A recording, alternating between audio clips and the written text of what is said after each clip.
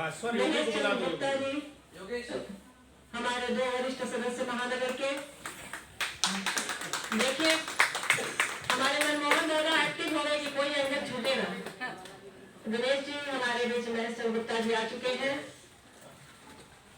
और साथ ही साथ हमारे 2 वरिष्ठ हैं जिनके साथ हमारे वत्सल दादा सहयोग करेंगे, वीवी पांडे जी और योगी योगेश। ये लोग कहीं भी रीढ़ की हड्डी होते हैं, जहाँ रहते हैं कोई अलग से आकांक्षा नहीं, लेकिन जो कहा जाए, योगेश है, संदीप है, वीवी पांडे है, आप अगर ये आपके कार्यक्रम में पहुंच रहे हैं तो आप निश्चिंत हैं कि इनको जिम्मेदारी से कोई कार्य दिया जा सकता है। जबकि ये लेखन में कनिष्ठ नहीं है, लेखन में ये बहुत वरिष्ठ है, बावजूद इसके ये हर उनका अपना अपना सम्मान रखते हैं। और अब सत्र समाप्त हो रहा है तो अध्यक्षीय उद्बोधन के पास चलना मजबूरी है। सुनने को बहुत कुछ है, चाहती तो मैं भी कहना हूँ, लेकिन मेरे कहने के लिए तो बिल्कुल समय नहीं है। कहते हैं ना, सुन सुन के और वो भावना उद्वेलित होती है कि मैं भी अपना गुबार निकालूं। तो दिनेश जी फिर अवसर दीजिए तो हम भी निकालें। फिलहाल तो हम आदरणीय प्रोफेसर मिश्र जी को मंच पर अध्यक्षीय उद्बोधन के लिए आमंत्रित करते हैं। आदरणीय हरिशंकर मिश्र जी, आपका मंच पर बहुत बहुत स्वागत है। और साहित्य की साधना तो हम जैसे गैर साहित्यकार भी कर लेते हैं, लेकिन साहित्य का कोई पुरोधा जब मंच पर आता है तो मंच अपने आप में कंपन रखता है कि आगे क्या निकलेगा। आपका बहुत बहुत स्वागत है।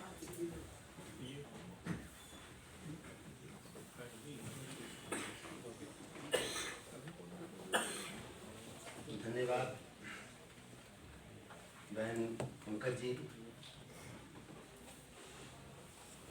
आज इस लोकार्पण महोत्सव में आप सबका मैं हार्दिक स्वागत करता हूं। आज माधुरी महाकाश जी की 2 कृतियों का लोकार्पण हुआ। हे नचिकेता, यह कृति आज इसका लोकावतार हुआ। इसको हम लोकावतार कहते हैं। जो ऐसे ग्रंथ हैं, दिव्य ग्रंथ हैं, उनको हमेशा आरंभ से ही अवतार के रूप में कहा गया है। हमारे शब्दकोश भी बढ़ रहे हैं, हम लोकार्पण से लोकावतार पर पहुंचे हैं। ये होते हैं हमारे वरिष्ठ ब्रह्मण्य साहित्यकार और खासकर गुरु भी रह चुके हैं।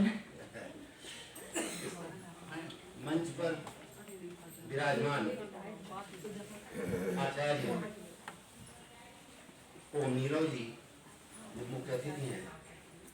आचार्य ओम नीरव को आपने सुना और अच्छी तरह से सब लोग जानते भी हैं। जानने को क्या जानना, तो याद है नहीं। और उन्होंने छंद महाविज्ञान जैसी कृति दी है। गीता के छंदों पर उन्होंने कार्य किया है, मैंने गंभीरतापूर्वक पढ़ा है।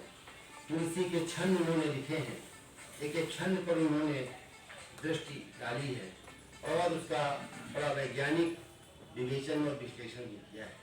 रात दिन उलगे रहते हैं ऐसे कठिन कार्यों में। ये कठिन कार्य है, क्लिष्ट कार्य है, सुगम नहीं है। सबके लिए न सुगम है और न सबके लिए सुबोध ही। ऐसे कार्यों में लगे रहते हैं। मैं उनको बहुत शुभकामनाएं देता हूँ। जहाँ जिस मंच में होते हैं वो मंच धन्य होता है। आचार्य केशव प्रसाद शुक्ल जी जो अध्यात्म ही जिनका जीवन हो गया है, न जाने कितने लोगों को अपने सत्संग से दूर दूर तक अध्यात्म की रश्मियां पहुंचा रहे हैं और लोग अध्यात्म रश्मियों में स्नात हो रहे हैं। ये बड़ा एक महत् कार्य है। इस दिशा में प्रेरित करना, ले चलना आज के युग में बड़ा कठिन है। आचार्य जी ने बड़ा अमोघ संकल्प लिया है। वो कभी हिलने डुलने वाले नहीं, अपने इधर से उधर नहीं होते। जो उनका संकल्प है, दृढ़ है, अमोघ है, तभी कार्य सिद्धि भी होती है। अगर विकल्प हुआ संकल्प में तो कार्य की सिद्धि संदेह युक्त हो जाता। आचार्य जी हमारे दृढ़ संकल्प के धनी है। मैं उनको भी अपनी शुभकामनाएं देता हूं। हमारे जयप्रकाश तिवारी जी को, डॉक्टर जयप्रकाश तिवारी जी को आपने सुना, इतनी गूढ़ बातें एरते हैं किसी कृति में, शीर्षक से लेकर के और अंतिम तक, और आधुनिक विज्ञान से जोड़ते हैं, समाज से जोड़ते हैं, और कितनी अच्छी समीक्षा करते हैं। उनकी समीक्षाएं व्यावहारिक होती हैं। हमारी तरफ दो समीक्षाएं हैं, सैद्धांतिक समीक्षा और व्यावहारिक समीक्षा। आपकी समीक्षाओं में कुछ सिद्धांत रहता है और व्यवहार पक्ष अधिक प्रबल रहता है, जिसकी कि आज आवश्यकता है। हमारे मंच में आज कुशल संयोजक निर्भय जी, सब लोग जानते ही हैं, समर्पित हैं राष्ट्र के प्रति। अब लगता है अवकाश प्राप्त करने के पहले भी और अवकाश प्राप्त करने के लिए पूर्णकालिक रूप से अपने लेखन, वाचन, कर्म सब प्रकार से वो समर्पित हैं अपनी भारतीय संस्कृति के लिए, राष्ट्रीय चेतना के लिए। उनके लिए मैं शुभकामनाएं। और ममता जी का संचालन देखते हैं पूरा, कि पूरी सफलता का श्रेय हमारे बहन ममता पंकज जी को ही है। ऐसे उनकी प्रत्युत्पन्नमति, हाजिर जवाबी, इतनी आप जगह जगह देखते होंगे कि कोई चीज इतर नहीं होने पाती है। ये संचालक का विशेष गुण होता है। ये सभा कक्ष बड़े वरिष्ठ विद्वानों से और बड़े सुविज्ञ लोगों से भरा हुआ है। मुझे देख करके बड़ा आनंद आ रहा है। इतने लंबे समय तक निरंतर चर्चा हो रही है, फिर भी सब लोग बहुत धैर्यपूर्वक सुन रहे हैं। अब मैं अपने जैसे बीवी पांडे जी हैं, हमेशा कार्यक्रमों में रहते हैं, अंतर रहते हैं। हमारे भाई भास्कर जी हैं, हमारी शिष्य सरला जी हैं, हमारे महेश गुप्ता जी हैं, इधर ज्योति रतन किरण जी हैं, हमारी पायल सोनी जी हैं, हमारे मित्र समान धर्मा बंधु हैं, और मैं संक्षेप में ही राम प्रसाद शुक्ल जी हैं, हमारे वत्सल जी हैं। वेणुगीत है जिनके पास, भागवत का वेणुगीत सबसे प्रसिद्ध है। भागवत में वेणुगीत एक होता है, वेणुगीत है, भागवत का वेणुगीत पढ़िएगा एक बार। श्री भागवत में वेणुगीत है, उसकी टीका पढ़ लीजिए तो आपकी बांसुरी में और दिव्यता आ जाएगी। वेणुगीत बहुत प्रसिद्ध है, अलग से भी छपा है, बहुत लोगों ने, करपात्री जी ने छापा है, स्वामी अखंडानंद सरस्वती जी ने छापा है, और ये हरे राम हरे कृष्ण वालों ने वेणुगीत को अलग से प्रसारित किया। अद्भुत गीत है वेणुगीत, है ना, सबको सम्मोहित करता है ना। जड़ को चेतन, चेतन को जड़ बना देने की शक्ति है तो वेणुगीत में। भगवान ने उसको जानबूझ करके अपनाया है। वेणुगीत भागवत का पढ़िए, थोड़ा है, पढ़ लीजिएगा तो अब दिव्यता आएगी आपकी। और हमारे कवयित्री के पूज्य पिताजी, जिनका आशीर्वाद उनको मिलता रहता है, 12 कोटि जी यही हैं, हमारे योगी हैं और बंधुवर हैं, डॉक्टर संदीप जी हैं। तो सभी को मैं शुभकामनाएं देता हूँ। जिनका नाम नहीं ले पा रहा हूँ उन सबको भी मैं नामता उनका अभिवादन करता हूँ।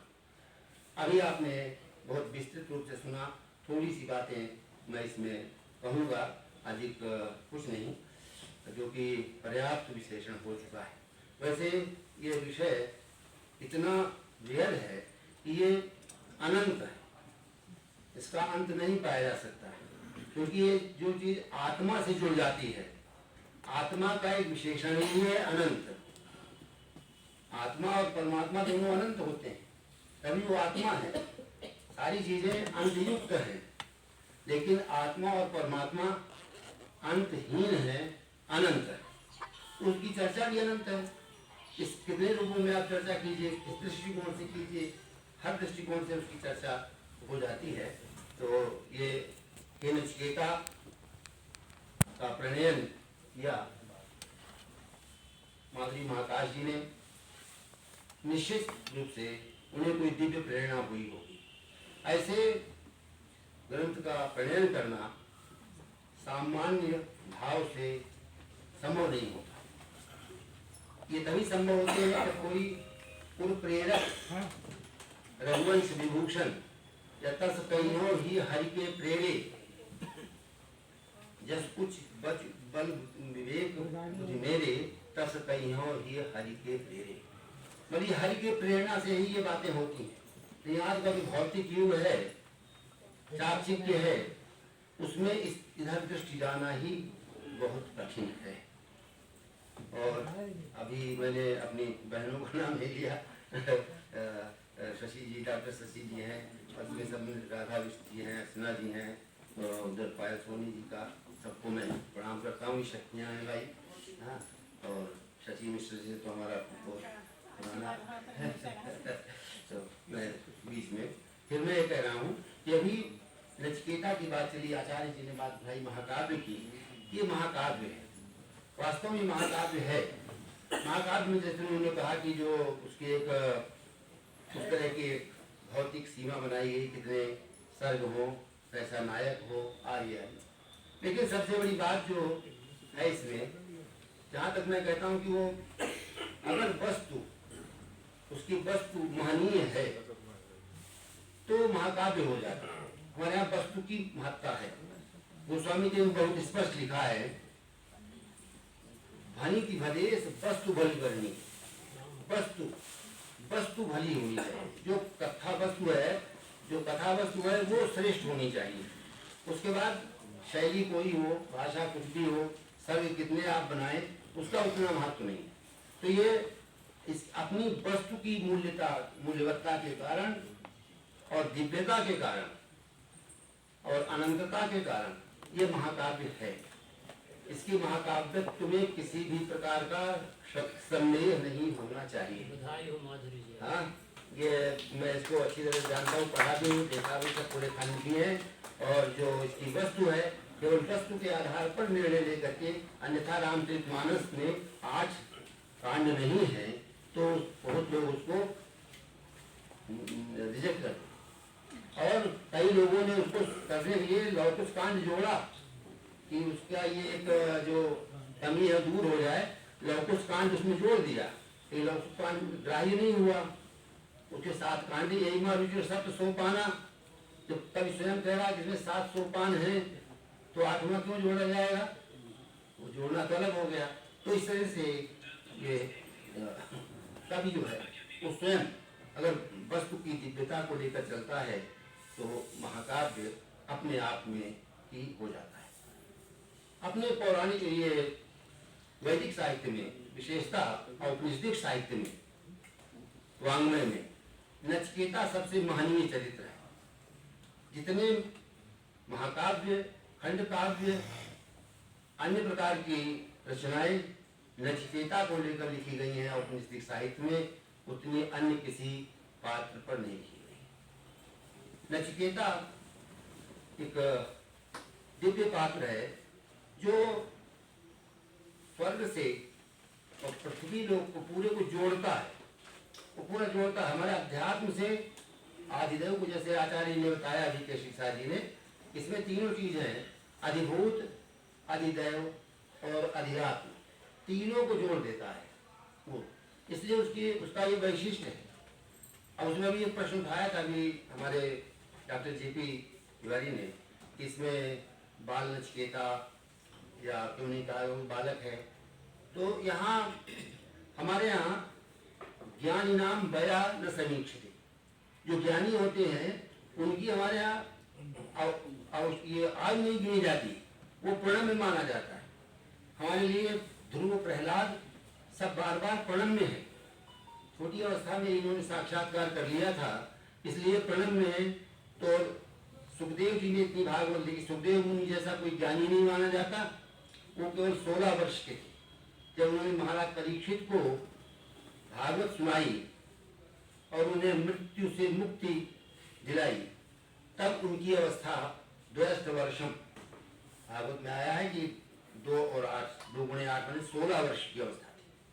तब उन्होंने भागवत सुनाई और उनको देख करके उसमें दिया हुआ है कि बड़े बड़े ऋषि, यहाँ तक कि उनके पिता व्यास भी खड़े होकर के उनका सम्मान किया। हमारे यहाँ ज्ञान का सम्मान होता है, जिज्ञासा का, प्रश्न का, व्यक्तित्व का, इनका सम्मान होता है। अवस्था अपनी जगह सम्माननीय है, लेकिन विशिष्टता जो है अपने यहाँ ज्ञान की है, उदारता की है, त्याग की है, तपस्या की है, विद्या की है, तो हम इसको प्राथमिकता देते हैं। इसलिए अगर हम इसमें बाल शब्द लगा दें तो हम नचिकेता को सीमित कर देंगे, है ना, तो वो फिर तालमेल नहीं बैठेगा।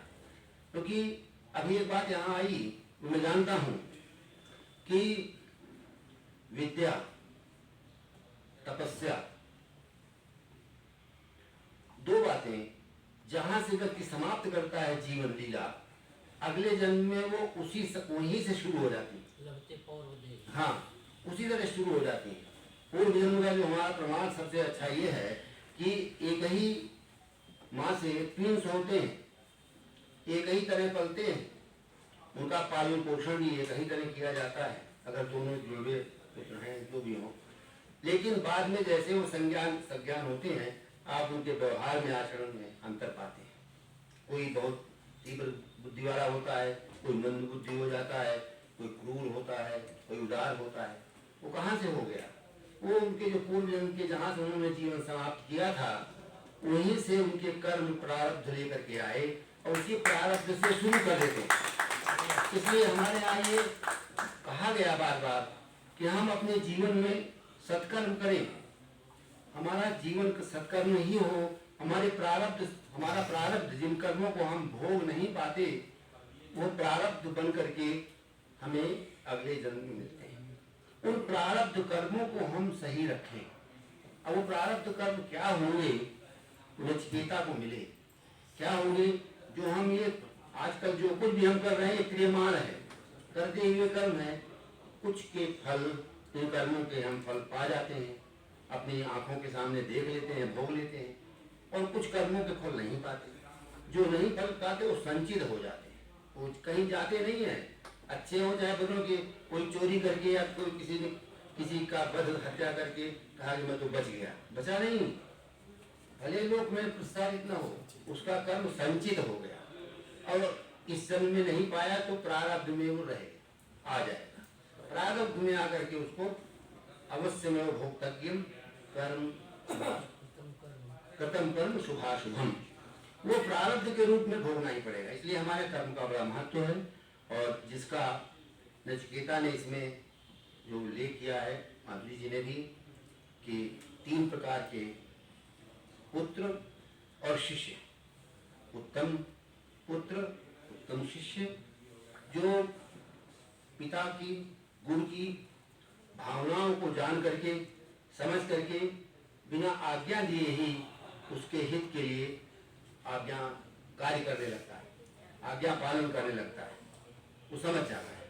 ये उत्तम कि जब तक गुरु कहें, जब तक पिता कहें, तब तक आप समझ लीजिए पिताजी क्या चाहते हैं, गुरुजी क्या चाहते हैं, और उसमें आप लग जाइए। ये उत्तम प्रकृति के शिष्य और पुत्र हैं। मध्यम प्रकृति के हैं जो पिता के कहने पर, आदेश देने पर और क्रियाशील होते हैं। और अधम पुत्र शिष्य वो हैं जो सब कुछ जानते हैं, कहने पर भी आलस्य में पड़े रहते हैं, बहुत बाद में कभी क्रियाशील होते हैं या नहीं। तो ये नचिकेता स्वयं विचार करता है कि पिताजी, मैं खड़ा हूँ, पिताजी क्यों ऐसा कर रहे हैं, ऐसी गायों का दान कर रहे हैं जैसा कि अभी आपने सुना।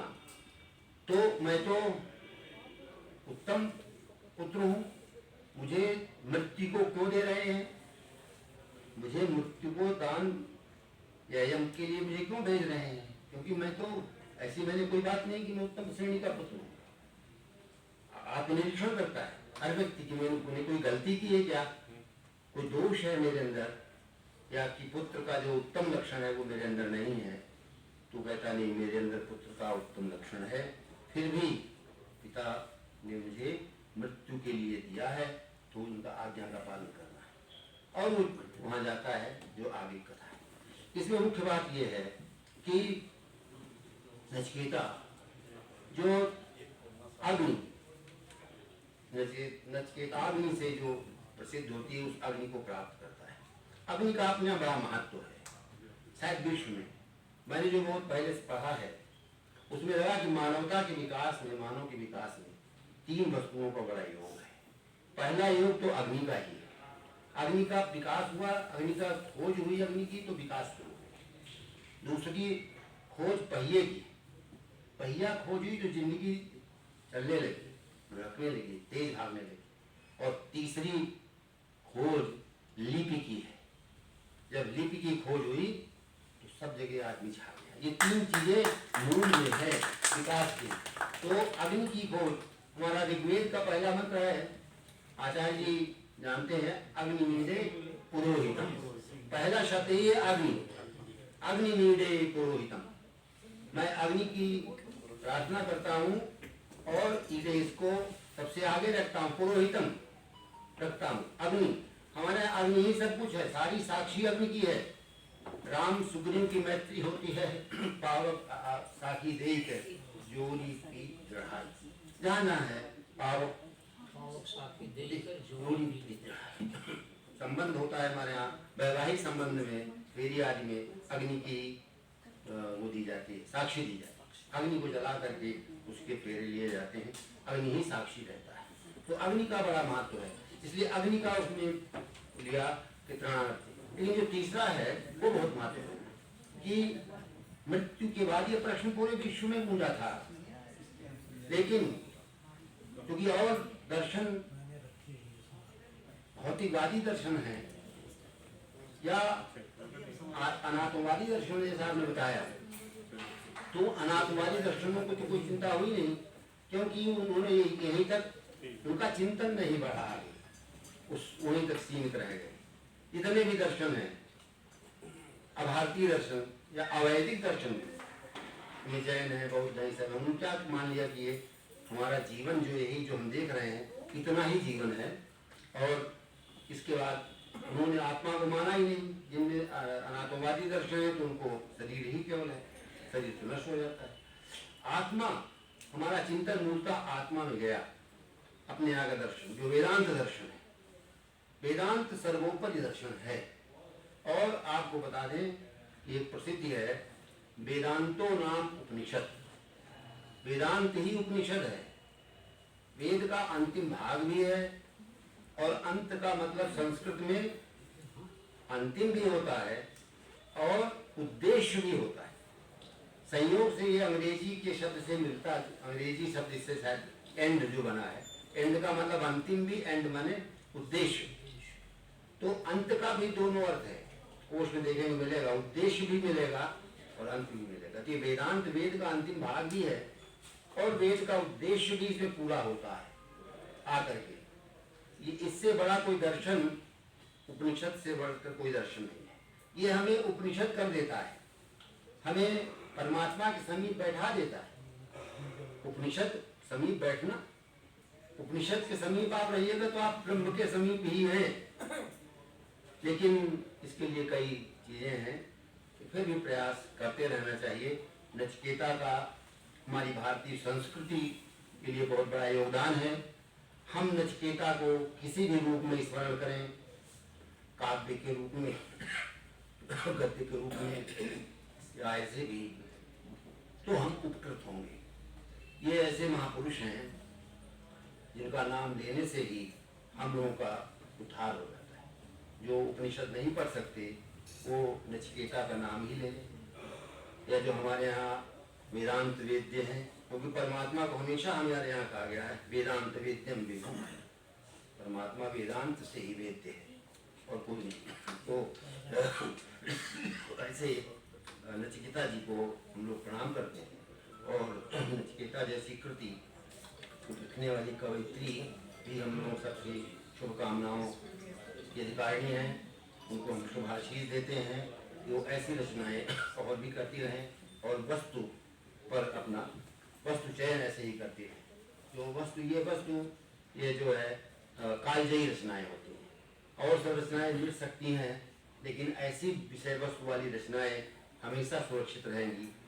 विदेशी लोग ऐसी रचनाओं को तो खोज करके पढ़ते हैं और मंगाते हैं, अपने यहाँ रखते हैं, इसका अनुवाद करते हैं कि क्या कहा है सीता पर। तो ये अमर कर दिया है, वैश्विक धरोहर हो जाती है ऐसी रचनाएं। इसलिए भले परिश्रम पड़े साधना, लेकिन सबसे संभव नहीं होता है। इस पर राम की कृपा होती है, वही ऐसी रचनाएं कर पाता है। तो मैं उनको बहुत बहुत आपकी तरफ से, अपनी तरफ से पूरे मंच को बधाई देता हूँ। ये जो प्रतिस्पर्धी जो इसमें लगभग 27 गीत हैं, बहुत अच्छा है।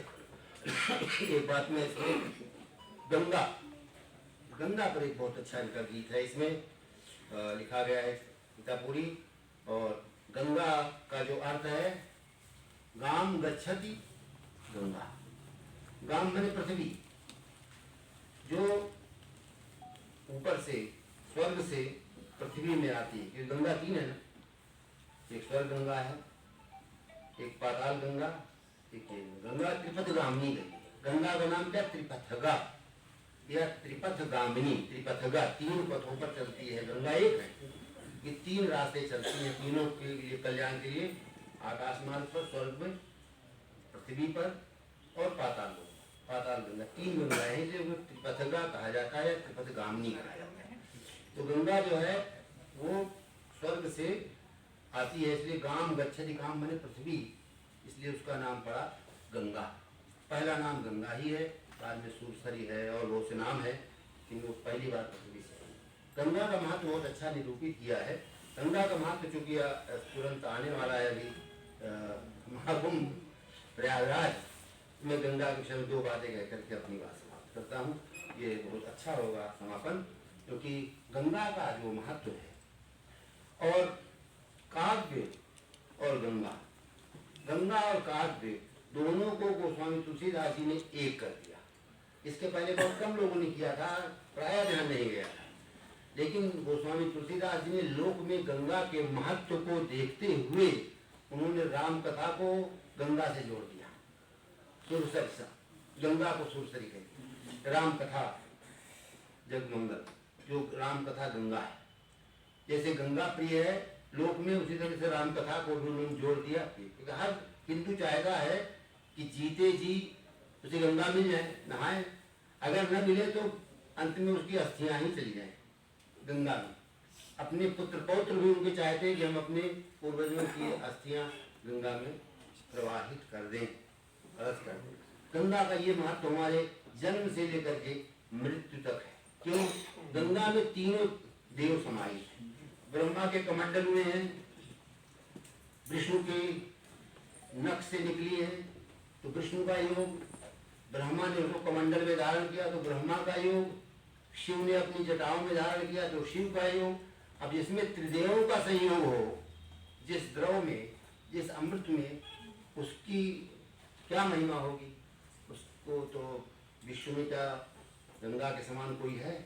गंगा तो अद्भुत है। तो इसलिए गंगा पर आपने बड़ा अच्छा लिखा है, मैं आपको बधाई देता हूँ। ऐसी रचनाएं आप करती रहें। बहुत समय हो गया है, बस फिर भी मैंने बहुत समय ले लिया है। बहन जी बार बार देख भी रही थी, फिर भी आपने सुना, मुझे very good। आपने मुझे बुलाया, इसके लिए आभार निर्भय जी का और सभी लोगों का बहुत बहुत आभार। अध्यक्ष उद्बोधन के समय ये विडम्बना हो जाती है कि नजर बाएं दाएं देखनी होती है कि सदन कितना खाली हो रहा है तो, और सब लोग सुन सके। लेकिन जब सार्वजनिक उद्बोधन आते हैं तो कहीं न कहीं लालच सुनने वाले को भी रहता है, और जिसे लालच